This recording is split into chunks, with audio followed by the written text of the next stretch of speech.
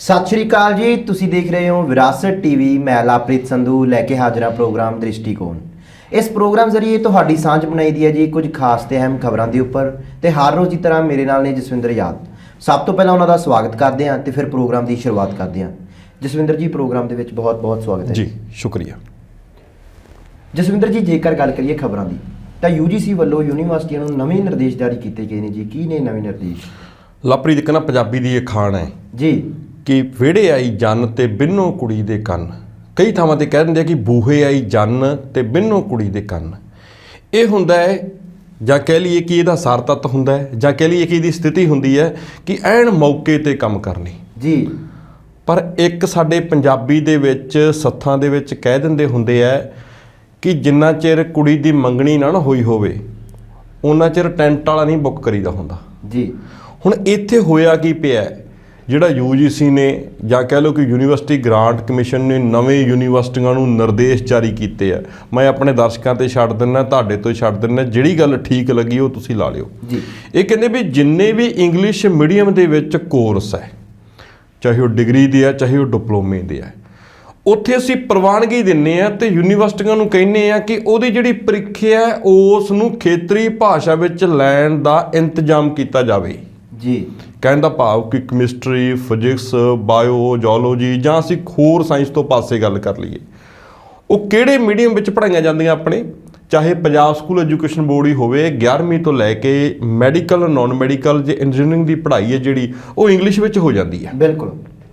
ਇਹ ਕਹਿੰਦੇ ਕਿ ਉਹਦੇ ਪੇਪਰ ਨੂੰ ਸਥਾਨਕ ਭਾਸ਼ਾ ਦੇ ਵਿੱਚ, ਜੇਕਰ ਕੋਈ ਪੰਜਾਬ ਦੀ ਯੂਨੀਵਰਸਿਟੀ ਹੈ ਤਾਂ ਉਹ ਪੰਜਾਬੀ ਭਾਸ਼ਾ ਵਿੱਚ, ਹਰਿਆਣੇ 'ਚ ਯੂਨੀਵਰਸਿਟੀ ਹੈ ਤਾਂ ਉਹ ਹਰਿਆਣਵੀ ਵਿੱਚ, ਉਹਨੂੰ ਲਿਖਣ ਦਾ ਜਾਂ ਕਹਿ ਲਓ ਪੇਪਰ ਲੈਣ ਦਾ ਇੱਕ ਸਾਨੂੰ ਪ੍ਰਵਾਨਗੀ ਦੇ ਦਿਓ ਕਿ ਵਿਦਿਆਰਥੀ ਆਪਣੀ ਮਦਰ ਟੰਗ ਵਿੱਚ ਲਿਖ ਸਕਣ ਜੀ।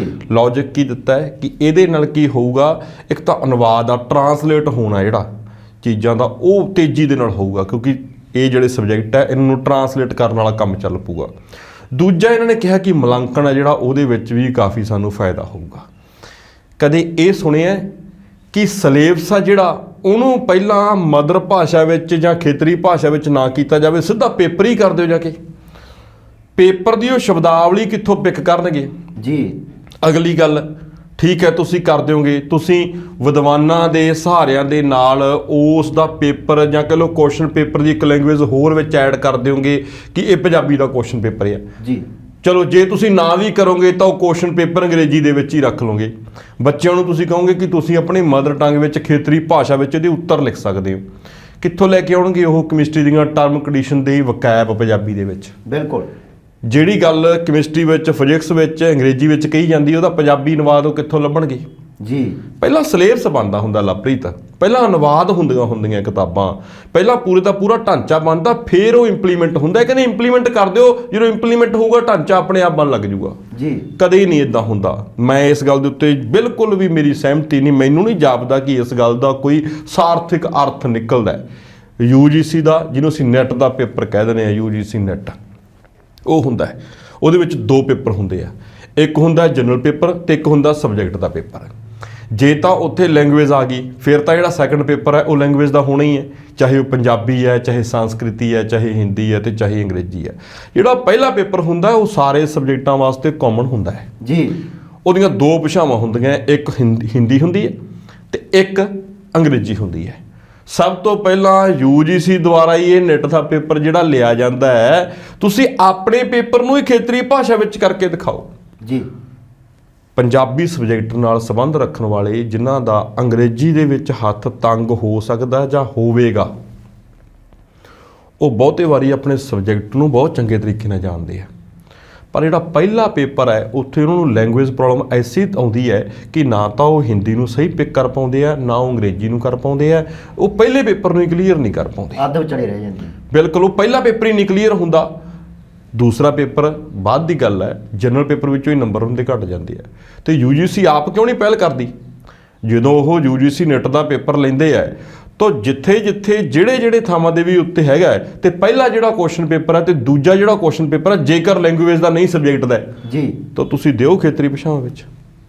ਯੂਨੀਵਰਸਿਟੀਆਂ ਸਾਹਮਣੇ ਐਗਜ਼ਾਮਪਲ ਸੈੱਟ ਕਰ ਦਿਓ ਕਿ ਇਸ ਤਰੀਕੇ ਦੇ ਨਾਲ ਹੁੰਦਾ। ਤੇ ਮੈਂ ਤੁਹਾਨੂੰ ਇਹ ਵੀ ਕਹਿ ਦਿੰਦਾ ਕਿ ਬੜੇ ਯੋਗ ਕੈਂਡੀਡੇਟ ਜਿਹੜੇ ਨਹੀਂ ਕਰ ਸਕੇ ਉਹ UGC ਨੈਟ ਕਰ ਦੇਣਗੇ, ਕਿਉਂਕਿ ਉਹਨਾਂ ਅੱਗੇ ਲੈਂਗੁਏਜ ਵੀ ਪ੍ਰੋਬਲਮ ਹੈ। ਜੀ। ਮੈਂ ਕਿਸੇ ਵਿਸ਼ੇਸ਼ ਸਬਜੈਕਟ ਦਾ ਨਾਂ ਨਹੀਂ ਲੈਣਾ ਚਾਹੁੰਦਾ, ਪਰ ਆਰਟਸ ਦੇ ਵਿੱਚ ਕੁਝ ਸਬਜੈਕਟ ਇਦਾਂ ਦੇ ਆ ਜਿਨ੍ਹਾਂ ਦਾ UGC ਜਿਹੜਾ ਪੇਪਰ ਹੈ ਉਹ ਇੰਗਲਿਸ਼ ਵਿੱਚ ਹੁੰਦਾ ਸੈਕੰਡ ਜਾ ਕੇ, ਪਰ ਉਹਨਾਂ ਨੇ ਸਾਰੀ ਉਮਰ ਪੜ੍ਹਿਆ ਉਹਨੂੰ ਪੰਜਾਬੀ 'ਚ ਹੁੰਦਾ, ਉੱਥੇ ਸਮੱਸਿਆ ਆ ਜਾਂਦੀ ਹੈ। ਚਲੋ ਮੈਂ ਇਸ ਗੱਲ 'ਚ ਨਹੀਂ ਜਾਂਦਾ, ਮੈਂ ਗੱਲ ਨੂੰ ਇੱਥੇ ਮੁੱਕਦੀ ਕਰਦਾ ਹੈ ਕਿ ਇਸ ਤਰੀਕੇ ਨਾਲ ਨਹੀਂ ਹੁੰਦਾ, ਇਹ ਪੋਸੀਬਲ ਹੀ ਨਹੀਂ। ਨਿਰਦੇਸ਼ ਦੇ ਦੇਣੇ ਤੇ ਉਸ ਤੋਂ ਬਾਅਦ ਤੁਸੀਂ ਕਹਿੰਦੇ ਜੀ ਅਨੁਵਾਦ ਸ਼ੁਰੂ ਹੋ ਜਾਊਗਾ, ਉਸ ਤੋਂ ਬਾਅਦ ਇਹ ਸੌਖਾ ਹੋ ਜਾਊਗਾ, ਖੇਤਰੀ ਭਾਸ਼ਾਵਾਂ ਦੀ ਵੈਲਿਊ ਬਣ ਜੂਗੀ। ਤੁਸੀਂ ਕਹਿੰਦੇ ਹੋ ਕਿ ਸਾਡੀ ਜਿਹੜੀ ਐਜੂਕੇਸ਼ਨ ਪਾਲਿਸੀ 2020 ਆ ਗਈ ਹੈ, ਅਸੀਂ ਇਹਦੇ ਵਿੱਚ ਇਹ ਚੀਜ਼ ਕਰਕੇ ਦਿਖਾਉਣੀ ਹੈ। ਠੀਕ ਹੈ, ਤੁਹਾਡੀ ਸੋਚ ਵਧੀਆ ਹੈ, ਪਰ ਉਹਨੂੰ ਇੰਪਲੀਮੈਂਟ ਕਰਨ ਦਾ ਤਰੀਕਾ ਮੈਨੂੰ ਨਹੀਂ ਜਚਿਆ। ਖੈਰ, ਜਚਣਾ ਇਹ ਕਿਸੇ ਨੂੰ ਵੀ ਨਹੀਂ। ਪਹਿਲਾਂ ਇਹਨਾਂ ਨੂੰ ਉੱਦਾਂ ਦਾ ਸਿਲੇਬਸ ਆ ਜਿਹੜਾ ਭਾਸ਼ਾਵਾਂ ਵਿੱਚ, ਖੇਤਰੀ ਭਾਸ਼ਾਵਾਂ ਵਿੱਚ ਦੇਣਾ ਪਊਗਾ, ਫਿਰ ਉਹਦੇ ਪੇਪਰ ਸੈੱਟ ਹੋਣਗੇ ਤੇ ਫਿਰ ਜਾ ਕੇ ਤੁਸੀਂ ਜਿਹੜੀ ਮਦਰ ਟੰਗ ਆ ਕਿਸੇ ਵੀ ਖਿੱਤੇ ਦੀ, ਉਹਨੂੰ ਤੁਸੀਂ ਡਿਵੈਲਪ ਕਰ ਸਕਦੇ ਹੋ, ਪ੍ਰਮੋਟ ਕਰ ਸਕਦੇ ਹੋ। ਜੀ, ਜੇਕਰ ਇਸ ਤੋਂ ਅੱਗੇ ਚੱਲੀਏ ਤਾਂ ਚਰਨਜੀਤ ਸਿੰਘ ਅਟਵਾਲ ਦੇ ਰੂਪ ਵਿੱਚ ਅਕਾਲੀ ਦਲ ਨੂੰ ਵੱਡਾ ਝਟਕਾ ਲੱਗਿਆ। ਤੁਸੀਂ ਇਸ ਦੇ ਦੂਰ ਸੰਦੇਸ਼ੀ ਪ੍ਰਭਾਵ ਕੀ ਦੇਖਦੇ ਹੋ ਜੀ? ਜੇਕਰ ਅਸੀਂ ਸ਼੍ਰੋਮਣੀ ਅਕਾਲੀ ਦਲ ਦੀ ਗੱਲ ਕਰੀਏ, ਖਾਸ ਕਰਕੇ ਜਲੰਧਰ ਦੀ ਸੀਟ ਦੇ ਉੱਤੇ ਜੀ, ਉਹਨਾਂ ਨੇ ਆਪਣੀ ਤਰਫ ਤੋਂ ਤਾਂ ਕੈਂਡੀਡੇਟ ਬਹੁਤ ਵਧੀਆ ਦੇਤਾ, ਪਰ ਚਰਨਜੀਤ ਅਟਵਾਲ ਦਾ ਪਰਿਵਾਰ ਉੱਧਰ ਚਲਾ ਗਿਆ, ਉਹਦੇ ਪੁੱਤ ਨੂੰ ਜਿਹੜੀ ਟਿਕਟ ਹੈ ਉਹ BJP ਨੇ ਦੇ ਦਿੱਤੀ।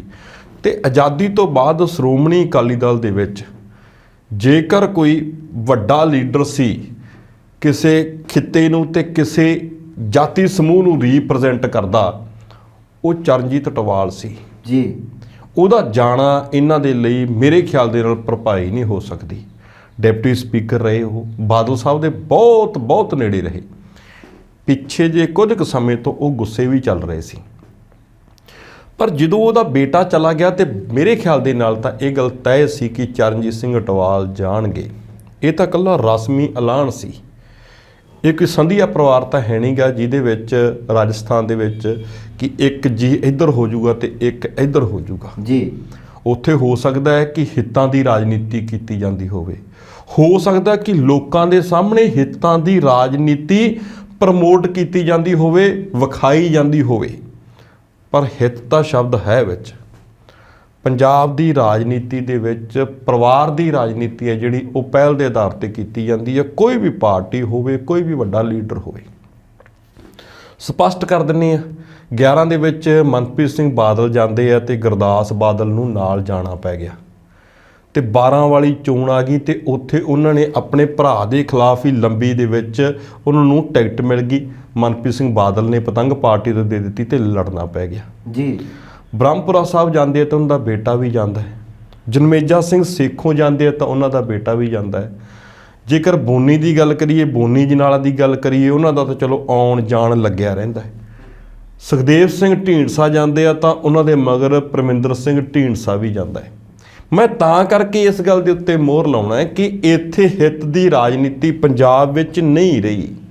ਹਾਲਾਂਕਿ ਚਰਨਜੀਤ ਸਿੰਘ ਅਟਵਾਲ ਦਾ ਵੱਡਾ ਨਾਮ ਹੈ। ਜਦੋਂ ਪਿਛਲੀ ਲੋਕ ਸਭਾ ਹੋਈ ਹੈ, ਬਹੁਤ ਘੱਟ ਵੋਟਾਂ ਤੇ ਉਹਨਾਂ ਦੀ ਹਾਰ ਹੋਈ ਹੈ ਜੀ। ਅਕਾਲੀ ਦਲ ਇਸ ਨੂੰ ਕਿਸੇ ਵੀ ਐਂਗਲ ਤੋਂ ਲਵੇ, ਠੀਕ ਹੈ, ਉਹਨਾਂ ਦਾ ਇੱਕ ਦ੍ਰਿਸ਼ਟੀਕੋਣ ਹੋ ਸਕਦਾ ਹੈ, ਉਹਨਾਂ ਦੀ ਇੱਕ ਪੇਸ਼ਕਾਰੀ ਹੋ ਸਕਦੀ ਹੈ, ਸਿਆਸੀ ਤਰੀਕਾ ਹੋ ਸਕਦਾ ਹੈ, ਪਰ ਉਹ ਇਸ ਗੱਲ ਨੂੰ ਮਨਫੀ ਨਹੀਂ ਨਾ ਕਰ ਸਕਦੇ ਕਿ ਜਿਹੜੀ ਪਿੱਛੇ ਚੋਣ ਹੋ ਕੇ ਹਟੀ ਹੈ ਲੋਕ ਸਭਾ, ਉਹਦੇ ਵਿੱਚ ਚਰਨਜੀਤ ਸਿੰਘ ਅਟਵਾਲ ਕਿੰਨਾ ਸਟਰੋਂਗ ਕੈਂਡੀਡੇਟ ਵਜੋਂ ਰਿਹਾ ਜੀ। ਤੇ ਉਸ ਤੋਂ ਵੀ ਅਗਲੀ ਗੱਲ, ਇਸ ਵਾਰੀ ਭਾਜਪਾ ਨੇ ਇੱਕ ਸਿੱਖ ਚਿਹਰੇ ਨੂੰ, ਤੇ ਖਾਸ ਕਰਕੇ ਉਸ ਸਿੱਖ ਚਿਹਰੇ ਨੂੰ ਜਿਹੜਾ ਅਕਾਲੀ ਦਲ ਦੇ ਵਿੱਚੋਂ ਗਿਆ, ਉਹਨੂੰ ਟਿਕਟ ਇੱਕ ਸਟ੍ਰੈਟਜੀ ਦੇ ਥਰੂ ਹੀ ਦਿੱਤੀ ਹੈ ਕਿ ਇੱਕ ਸਿੱਖ ਭਾਈਚਾਰਾ ਸਿੱਧਾ ਸਾਡੇ ਟੱਚ 'ਚ ਰਹੂ, ਤੇ ਦੂਸਰਾ ਅੱਜ ਤੱਕ ਭਾਜਪਾ ਨੂੰ ਪੰਜਾਬ ਵਿੱਚ ਸ਼੍ਰੋਮਣੀ ਅਕਾਲੀ ਦਲ ਦੇ ਗੱਠਜੋੜ ਵਜੋਂ ਦੇਖਿਆ ਜਾਂਦਾ ਹੈ।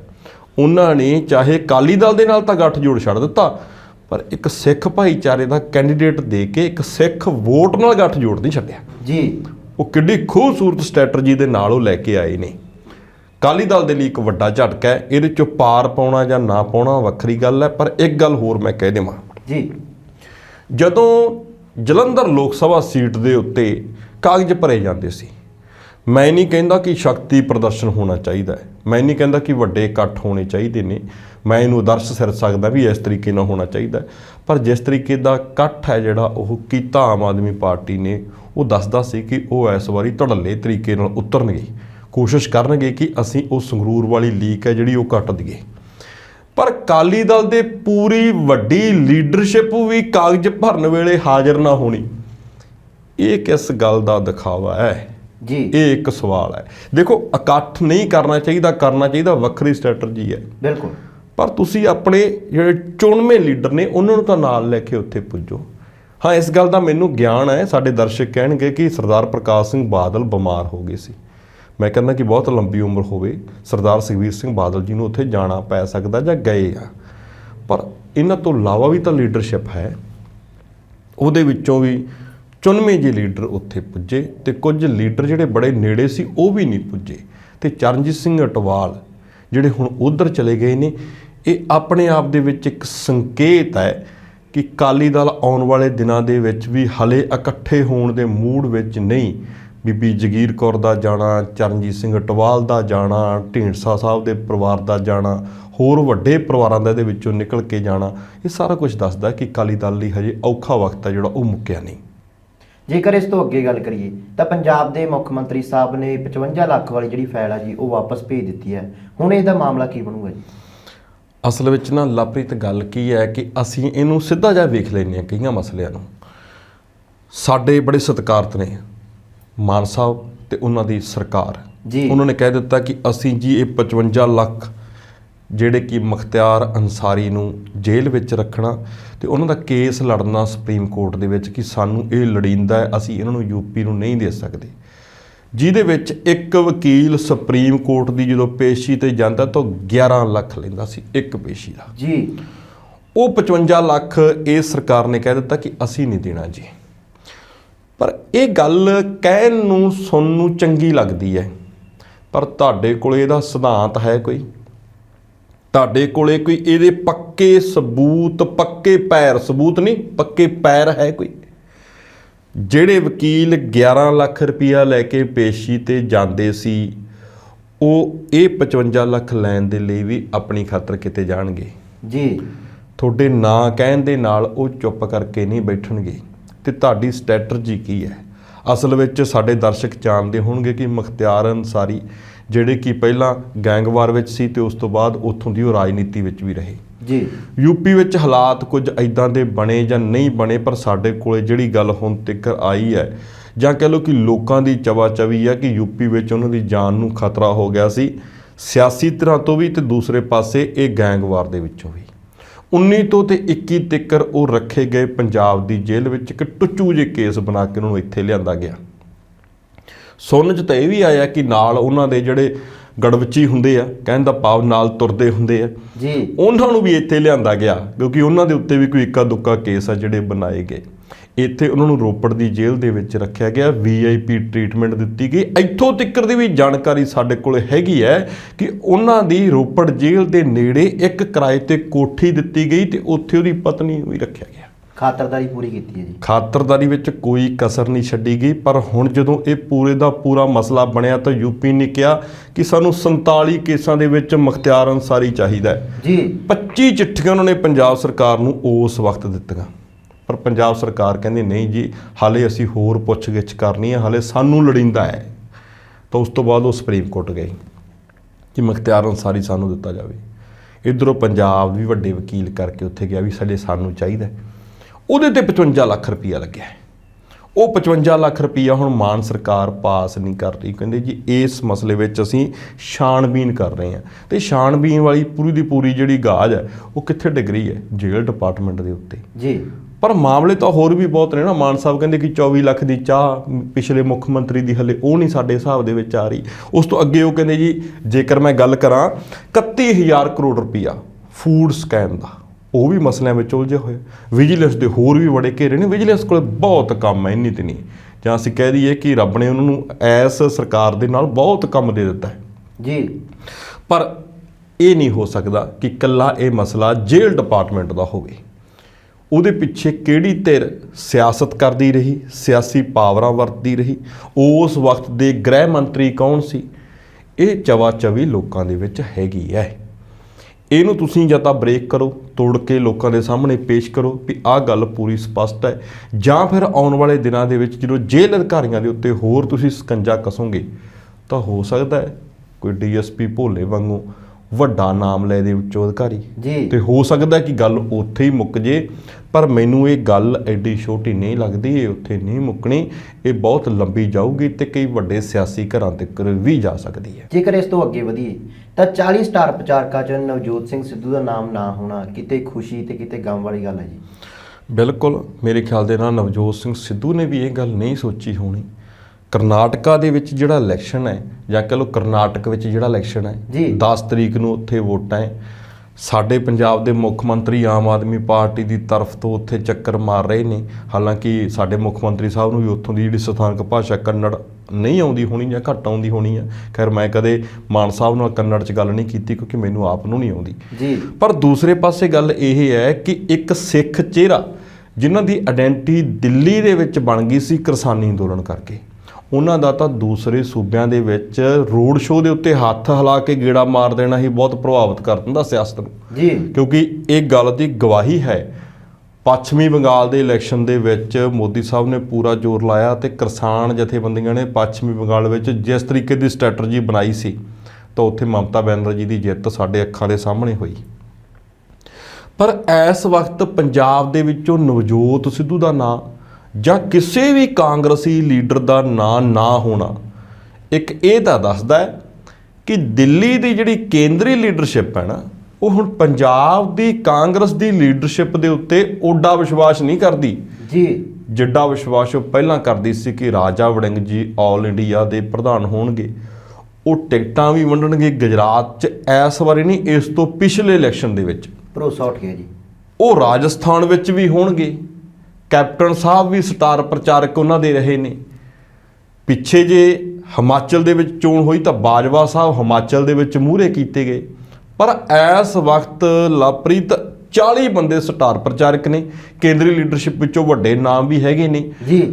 ਜੇਕਰ ਮੈਂ ਗੱਲ ਕਰਾਂ ਹਿਮਾਚਲ ਦੇ ਮੁੱਖ ਮੰਤਰੀ ਵੀ ਹੈਗੇ ਨੇ, ਰਾਜਸਥਾਨ ਦੇ ਵਿੱਚੋਂ ਵੀ ਹੈਗੇ ਨੇ, ਰਣਦੀਪ ਸੁਰਜੇਵਾਲ ਸਾਹਿਬ ਵੀ ਹੈਗੇ ਨੇ, ਮਲਕਾਰਜੁਨ ਖੜਗੇ ਸਾਹਿਬ ਵੀ ਹੈਗੇ ਨੇ, ਤਾਂ ਵੱਡੇ ਨਾਮ ਉਹਦੇ ਵਿੱਚ ਹੈਗੇ ਨੇ। ਪੰਜਾਬ ਵਿੱਚੋਂ ਨਵਜੋਤ ਸਿੱਧੂ ਦਾ ਨਾਮ ਹੈ ਨਹੀਂ। ਇਹਨੂੰ ਕਿਵੇਂ ਦੇਖੀਏ ਕਿ ਇੱਕ ਧੜਾ ਜਿਹੜਾ ਜਲੰਧਰ ਦੇ ਵਿੱਚ ਚੋਣ ਪ੍ਰਚਾਰ ਕਰ ਰਿਹਾ ਹੈ, ਉਹ ਉਹਨੂੰ ਆਪਣੇ ਨਾਲ ਨਹੀਂ ਰਲਾਉਣਾ ਚਾਹੁੰਦਾ, ਉਹ ਨਵਜੋਤ ਸਿੱਧੂ ਤੋਂ ਪਾਸੇ ਰਹਿਣਾ ਚਾਹੁੰਦਾ। ਉਹਦਾ ਕਾਰਨ ਕੀ ਹੈ? ਸੰਵਿਧਾਨ ਬਚਾਓ ਇੱਕ ਰੈਲੀ ਕੱਢੀ ਗਈ ਸੀ ਜਦੋਂ ਰਾਹੁਲ ਗਾਂਧੀ ਦੀ ਮੈਂਬਰਸ਼ਿਪ ਖਾਰਜ ਕੀਤੀ ਗਈ ਸੀ, ਉਹ ਪਟਿਆਲੇ ਕੱਢੀ ਗਈ ਸੀ ਜੀ। ਬਿਲਕੁਲ ਘਰ ਦੇ ਲਾਗੇ ਕੱਢੀ ਗਈ ਸੀ। ਉਸ ਵਕਤ ਵੀ ਨਵਜੋਤ ਸਿੱਧੂ ਨੂੰ ਸ਼ਾਮਲ ਨਹੀਂ ਕੀਤਾ ਗਿਆ। ਕੀ ਖੱਟਿਆ ਮੈਂ ਤੇਰੀ ਹੀਰ ਬਣ ਕੇ, ਨਾ ਮੈਂ ਮਾਪਿਆਂ ਨੇ ਰੱਖੀ ਨਾ ਮੈਂ ਸਹੁਰਿਆਂ ਦੀ ਹੋਈ। ਇਹ ਉਹ ਗੱਲ ਜੀ ਮੈਨੂੰ ਲੱਗਦਾ ਕਿ ਨਵਜੋਤ ਸਿੱਧੂ ਦੇ ਨਾਲ ਹੋ ਗਈ ਹੈ। ਨਾ ਤਾਂ ਪੰਜਾਬ ਦੇ ਲੀਡਰ ਨੂੰ ਨਾ ਰੱਖਣਾ ਚਾਹੁੰਦੇ ਆ, ਨਾ ਦਿੱਲੀ ਦੇ ਲੀਡਰਾਂ ਨੇ ਬਣਦੀ ਥਾਂ ਦਿੱਤੀ ਹੈ। ਜਿਹੜੀ ਗੱਲ ਉਹ ਬੜੀ ਮੋਹ ਭਿੱਜੇ ਤਰੀਕੇ ਨਾਲ ਕਹਿੰਦੇ ਸੀ ਕਿ ਪ੍ਰਿਯੰਕਾ ਗਾਂਧੀ ਨੇ ਤਾਂ ਮੈਨੂੰ ਜੇਲ੍ਹ 'ਚ ਵੀ ਚਿੱਠੀ ਲਿਖੀ ਹੈ, ਹੁਣ ਉਹ ਗੱਲਾਂ ਕਿਤੇ ਨਾ ਕਿਤੇ ਮੈਨੂੰ ਇਹ ਜਾਪਦਾ ਕਿ ਸ਼ੱਕ ਦੇ ਘੇਰੇ ਵਿੱਚ ਆਉਂਦੀਆਂ ਜੀ। ਨਵਜੋਤ ਸਿੱਧੂ ਇੱਕ ਪੰਜਾਬੀ ਤਾਂ ਹੈ, ਇੱਕ ਚੰਗਾ ਪ੍ਰਚਾਰਕ ਤਾਂ ਹੈ, ਨਾਲ ਦੀ ਨਾਲ ਕ੍ਰਿਕਟ ਦੀ ਦੁਨੀਆ ਦਾ ਵੱਡਾ ਚਿਹਰਾ ਉਹ, ਤਾਂ ਕਰਕੇ ਉਹਨੂੰ ਪੂਰੇ ਦਾ ਪੂਰਾ ਭਾਰਤ ਨਹੀਂ ਵਿਸ਼ਵ ਵੀ ਜਾਣਦਾ ਹੈ। ਤੁਸੀਂ ਇਹ ਨਹੀਂ ਕਹਿ ਸਕਦੇ ਕਿ ਕਰਨਾਟਕ ਵਿੱਚ ਆਇਡੈਂਟੀ ਛੋਟੀ ਹੋਣ ਕਰਕੇ ਉਹਨੂੰ ਮੌਕਾ ਨਹੀਂ ਦਿੱਤਾ ਗਿਆ, ਆਇਡੈਂਟੀ ਵੱਡੀ ਹੈ। ਪਰ ਕਈ ਵਾਰੀ ਉਹ ਜਦੋਂ ਸਟਾਰ ਪ੍ਰਚਾਰਕ ਦੇ ਰੂਪ ਵਿੱਚ ਚੋਣ ਪ੍ਰਚਾਰ ਕਰਦੇ ਆ ਨਾ, ਤਾਂ ਕਾਫੀ ਕਮੀਆਂ ਰਹਿ ਜਾਂਦੀਆਂ। ਪੰਜਾਬ ਦੇ ਵਿੱਚ ਵੀ ਉਹਨਾਂ ਨੇ ਕੀਤਾ ਤੇ ਇੱਕ ਥਾਂ ਤੇ ਉਹਨਾਂ ਨੇ ਬਾਹਰ ਵੀ ਕੀਤਾ ਸੀ ਜਿੱਥੇ ਉਹਨਾਂ ਨੇ ਕਹਿ ਦਿੱਤਾ ਸੀ ਕਿਹੜਾ ਕੈਪਟਨ, ਮੇਰੇ ਕੈਪਟਨ ਤਾਂ ਰਾਹੁਲ ਗਾਂਧੀ ਹੈ। ਉਦੋਂ ਰਾਹੁਲ ਗਾਂਧੀ ਨੂੰ ਵੀ ਇਸ ਗੱਲ ਉੱਤੇ ਜਵਾਬ ਦੇਣਾ ਔਖਾ ਹੋ ਗਿਆ ਸੀ। ਪੰਜਾਬ ਦੇ ਵਿੱਚ ਵੀ ਜਦੋਂ ਵਿਧਾਨ ਸਭਾ ਸੀਟਾਂ ਦੇ ਉੱਤੇ ਪ੍ਰਚਾਰ ਕਰਦੇ ਸੀ ਤਾਂ ਐਨ ਆਖਰੀ ਦਿਨਾਂ ਦੇ ਵਿੱਚ ਆ ਕੇ ਉਹਨਾਂ ਨੇ ਕਹਿ ਦਿੱਤਾ ਸੀ ਕਿ ਇਹ ਤਾਂ ਜੀ ਫਰੈਂਡਲੀ ਮੈਚ ਖੇਡਦੇ ਆ, ਇਹ 25-75 ਖੇਡਦੇ ਆ। ਉਸ ਤੋਂ ਬਾਅਦ ਕਾਫੀ ਜਿਹੜਾ ਲਾਸ ਹੈ ਰਾਤੋਂ ਰਾਤ ਕਾਂਗਰਸ ਨੂੰ ਹੋਇਆ ਸੀ। ਸ਼ਾਇਦ ਉਹਨਾਂ ਦੇ ਕਹਿਣ ਦੇ ਅੰਦਾਜ਼ ਦੇ ਉੱਤੇ ਤਾਂ ਗਰਵ ਹੋਊਗਾ ਕਾਂਗਰਸ ਨੂੰ, ਪਰ ਕੀ ਕਹਿਣਗੇ ਇਹਦੇ ਉੱਤੇ ਸ਼ੱਕ ਹੋਊਗਾ। ਸ਼ਾਇਦ ਤਾਂ ਕਰਕੇ ਉਹਨਾਂ ਨੂੰ ਸਟਾਰ ਪ੍ਰਚਾਰਕ ਵਾਲੀ ਸੂਚੀ 'ਚ ਨਹੀਂ ਰੱਖਿਆ ਗਿਆ ਜੀ। ਜੇਕਰ ਇਸ ਤੋਂ ਅੱਗੇ ਚਲੀਏ ਤਾਂ ਸੰਦਲੀ ਮਹਿਤਾ ਨੇ ਐਸਜੀਪੀਸੀ ਤੋਂ ਮਾਫੀ ਮੰਗੀ ਹੈ ਜੀ, ਕੀ ਹੁਣ ਇਹ ਮਾਮਲਾ ਖਤਮ ਸਮਝੀਏ? ਲਵਪ੍ਰੀਤ ਇਹ ਮਾਮਲਾ ਸ਼ੁਰੂ ਹੁੰਦੇ ਹੀ ਖਤਮ ਸੀ, ਪਰ ਜੇਕਰ ਇਹ ਸੋਸ਼ਲ ਮੀਡੀਆ ਦੇ ਉੱਤੇ ਇੰਨੀ ਤੂਲ ਨਾ ਫੜਦਾ ਜੀ। ਮੈਂ ਉਦੋਂ ਵੀ ਕਿਹਾ ਸੀ ਕਿ ਇਹ ਮਾਮਲਾ ਕੋਈ ਐਡਾ ਵੱਡਾ ਨਹੀਂ, ਇਹਨੂੰ ਤੁਸੀਂ ਪੰਜਾਬ ਬਨਾਮ ਭਾਰਤ ਨਾ ਬਣਾਓ, ਇਹਨੂੰ ਤੁਸੀਂ ਹਿੰਦੂ ਬਨਾਮ ਖਾਲਿਸਤਾਨੀ ਨਾ ਬਣਾਓ। ਇਹ ਮਾਮਲਾ ਹੈਗਾ ਕਿ ਇੱਕ ਸ਼ਰਧਾਲੂ ਨੂੰ ਕੁਝ ਨਿਯਮਾਂ ਦੀ ਪਾਲਣਾ ਕਰਕੇ ਗੁਰੂ ਘਰ ਵਿੱਚ ਇੰਟਰ ਹੋਣ ਦੇ ਲਈ ਕਿਹਾ ਗਿਆ। ਉਹਨਾਂ ਦੁਆਰਾ ਇਹਦੇ ਉੱਤੇ ਰਿਐਕਟ ਕੀਤਾ ਗਿਆ। ਰਿਐਕਟ ਵਿੱਚੋਂ ਜਿਹੜੀ ਗੱਲ ਹੈ ਥੋੜੀ ਜੀ ਵੱਧ ਗਈ ਹੈ ਤੇ ਵਧੀ ਹੋਈ ਗੱਲ ਨੂੰ ਤੁਸੀਂ ਜਾਂ ਕਹਿ ਲਈਏ ਕਿ ਸਾਡਾ ਨੈਸ਼ਨਲ ਮੀਡੀਆ ਉਹ ਬਹੁਤ ਵੱਡੇ ਪੱਧਰ ਤੇ ਚਵਾਰੇ ਤੇ ਲੈ ਜਾਂਦਾ ਹੈ ਜੀ। ਐਡੀ ਜ਼ਰੂਰਤ ਨਹੀਂ ਸੀ ਇਸ ਗੱਲ ਦੀ। ਮੈਂ ਉਸ ਦਿਨ ਵੀ ਕਿਹਾ ਸੀ ਕਿ ਐਡਾ ਮਸਲਾ ਨਹੀਂ, ਇਹ ਐਡੀ ਸੋਚ ਚੋਂ ਨਹੀਂ ਨਿਕਲਿਆ ਜਿਵੇਂ ਪੋਸਟਾਂ ਦੇ ਵਿੱਚ ਨਿਕਲ ਕੇ ਆਇਆ ਸੀ ਕਿ ਗੋਲਡਨ ਟੈਂਪਲ ਦੇ ਉੱਤੇ ਤਾਂ ਖਾਲਿਸਤਾਨੀਆਂ ਨੇ ਕਬਜ਼ਾ ਕਰ ਲਿਆ। ਮੈਂ ਉਸ ਦਿਨ ਵੀ ਕਿਹਾ ਸੀ ਵੀ ਇਹ ਐਡੀ ਗੱਲ ਨਹੀਂ ਜਿਸ ਤਰੀਕੇ ਨਾਲ ਪੇਸ਼ ਕੀਤਾ ਜਾ ਸਕਦਾ ਹੈ, ਇਸ ਨੂੰ ਬੈਠ ਕੇ ਸੁਲਝਾਇਆ ਜਾਂਦਾ ਹੈ। ਤਾਂ ਹੁਣ ਉਸ ਪਰਿਵਾਰ ਨੇ ਕਿਹਾ ਕਿ ਅਸੀਂ ਮਾਫੀ ਮੰਗਦੇ ਹਾਂ, ਐਸਜੀਪੀਸੀ ਨੇ ਸਾਡੇ ਨਾਲ ਕੋਈ ਗਲਤ ਵਰਤਾਅ ਨਹੀਂ ਕੀਤਾ, ਵਧੀਆ ਤਰੀਕੇ ਨਾਲ ਸਾਡੇ ਨਾਲ ਗੱਲ ਕੀਤੀ ਆ। ਉਹ ਕਹਿੰਦੇ ਕਿ ਹਾਂ ਸਾਡੇ 'ਚੋਂ ਕੁਝ ਤੈਸ਼ ਦੇ ਵਿੱਚ ਗੱਲਾਂ ਕਹੀਆਂ ਗਈਆਂ, ਅਸੀਂ ਉਹਦੇ ਉੱਤੇ ਆਪਣੇ ਆਪ ਨੂੰ ਸ਼ਰਮਿੰਦਾ ਮਹਿਸੂਸ ਕਰਦੇ ਹਾਂ। ਦੂਸਰੇ ਪਾਸੇ ਐਸਜੀਪੀਸੀ ਨੇ ਵੀ ਬਹੁਤ ਸੋਹਣੇ ਕਦਮ ਚੱਕੇ ਆ। ਜਨਰਲ ਸਕੱਤਰ ਸਾਹਿਬ ਗਰੇਵਾਲ ਸਾਹਿਬ ਨੇ ਪ੍ਰਕਰਮਾਂ ਦੇ ਵਿੱਚ ਜਿੰਨੇ ਸਿੰਘ ਵੀਰਾਂ ਦੀ ਡਿਊਟੀ ਲੱਗਦੀ ਉਹਨਾਂ ਨੂੰ ਸੱਦਿਆ, ਉਹਨਾਂ ਨੂੰ ਕਿਹਾ ਕਿ ਹਫ਼ਤੇ ਦੇ ਵਿੱਚ 2 ਘੰਟੇ ਤੁਹਾਨੂੰ ਲੈਕਚਰ ਜਾ ਕੇ ਉਹਨੂੰ ਟ੍ਰੇਨਿੰਗ ਦਿੱਤੀ ਜਾਊਗੀ ਕਿ ਲੋਕਾਂ ਦੇ ਨਾਲ ਕਿੰਨੇ ਸਹਿਜ ਤੇ ਠਰਮੇ ਦੇ ਨਾਲ ਤੁਸੀਂ ਗੱਲਬਾਤ ਕਰਨੀ ਹੈ। ਕੋਈ ਗੱਲ ਜ਼ਿਕਰ ਨਹੀਂ ਮੰਨਦਾ ਤਾਂ ਉਹਨੂੰ ਕਿਵੇਂ ਤੁਸੀਂ ਕਨਵਿੰਸ ਕਰਾਉਣਾ, ਕਿਵੇਂ ਸਮਝਾਉਣਾ ਹੈ ਜੀ। ਤੇ ਦੂਸਰੇ ਪਾਸੇ ਉਸ ਪਰਿਵਾਰ ਨੇ ਕਿਹਾ ਕਿ ਸਾਡੇ ਨਾਲ ਵਧੀਆ ਤਰੀਕੇ ਨਾਲ ਗੱਲਬਾਤ ਹੋਈ ਹੈ। ਹਾਂ, ਕੁਝ ਥਾਵਾਂ ਦੇ ਉੱਤੇ ਲੈ ਕੇ ਕਹਿੰਦੇ ਉਹਨਾਂ ਨੇ ਵੀ ਜੇਕਰ ਕਹਿ ਦਿੱਤਾ ਸੀ, ਅਸੀਂ ਕਿਹਾ ਸੀ ਕਿ ਇਹ ਭਾਰਤ ਨਹੀਂ, ਉਹਨਾਂ ਨੇ ਕਹਿ ਦਿੱਤਾ ਕਿ ਇਹ ਪੰਜਾਬ ਹੈ। ਮੈਂ ਉਸ ਦਿਨ ਵੀ ਗੱਲ ਕਹੀ ਸੀ ਕਿ ਕੀ ਪੰਜਾਬ ਭਾਰਤ ਦਾ ਹਿੱਸਾ ਨਹੀਂ ਜੀ। ਉਹਨਾਂ ਨੇ ਕੋਈ ਵੱਖਰਾ ਸ਼ਬਦ ਤਾਂ ਨਹੀਂ ਵਰਤਿਆ। ਠੀਕ ਹੈ, ਵੱਖਰੇ ਵੱਖਰੇ ਥਾਵਾਂ ਦੇ ਰੂਲ ਜਿਹੜੇ ਹੁੰਦੇ ਨੇ, ਤੁਸੀਂ ਸਿਨੇਮੇ ਵਿੱਚ ਵੀ ਜਾਓ ਤਾਂ ਉਹਦੇ ਵੀ ਰੂਲ ਹੁੰਦੇ ਨੇ, ਤੁਸੀਂ ਕਿਸੇ ਰੈਸਟੋਰੈਂਟ ਵਿੱਚ ਵੀ ਜਾਓ ਤਾਂ ਉਹਦੇ ਵੀ ਕੁਝ ਹੁੰਦੇ ਨਿੱਜੀ ਅਸੂਲ ਹੁੰਦੇ ਨੇ। ਬਿਲਕੁਲ। ਤੇ ਧਾਰਮਿਕ ਸਥਾਨਾਂ ਉੱਤੇ ਅਸੀਂ ਜਾਂਦੇ ਹਾਂ ਤਾਂ ਉਹਦੀ ਇੱਕ ਰਹਿਤ ਮਰਿਆਦਾ ਤਾਂ ਹੁੰਦੀ ਹੈ। ਤਾਂ ਇਸ ਮਸਲੇ ਨੂੰ ਇੰਨੀ ਹਵਾ ਦੇਣ ਦੀ ਜ਼ਰੂਰਤ ਨਹੀਂ ਸੀ। ਪਰ ਚੰਗੀ ਗੱਲ ਇਹ ਹੋਈ ਕਿ ਉਸ ਪਰਿਵਾਰ ਨੇ ਵੀ ਇਸ ਨੂੰ ਹੋਰ ਰੰਗਤ ਦੇਣ ਤੋਂ ਬਜਾਏ ਆਪਣੀ ਗੱਲ ਸਪਸ਼ਟ ਕਰ ਦਿੱਤੀ ਤੇ ਐਸਜੀਪੀਸੀ ਨੇ ਵੀ ਇਸ ਗੱਲ ਦੇ ਉੱਤੇ ਆਪਣੇ ਸੇਵਾਦਾਰਾਂ ਨੂੰ ਹੋਰ ਵਧੀਆ ਤਰੀਕੇ ਦੇ ਨਾਲ ਸੇਵਾ ਕਰਨ ਲਈ ਪ੍ਰੇਰਿਤ ਕੀਤਾ ਜੀ। ਜਸਵਿੰਦਰ ਜੀ, ਸਮਾਂ ਹੋ ਗਿਆ ਇਜਾਜ਼ਤ ਲੈਣ ਦਾ, ਤੁਸੀਂ ਸਾਡੇ ਨਾਲ ਚਰਚਾ ਕੀਤੀ, ਸਾਂਝ ਬਣਾਈ, ਤੁਹਾਡਾ ਬਹੁਤ ਬਹੁਤ ਧੰਨਵਾਦ ਜੀ। ਸ਼ੁਕਰੀਆ। ਤੁਸੀਂ ਦੇਖ ਰਹੇ ਸੀ ਵਿਰਾਸਤ ਟੀਵੀ ਤੇ ਸਾਡਾ ਖਾਸ ਪ੍ਰੋਗਰਾਮ ਦ੍ਰਿਸ਼ਟੀਕੋਣ।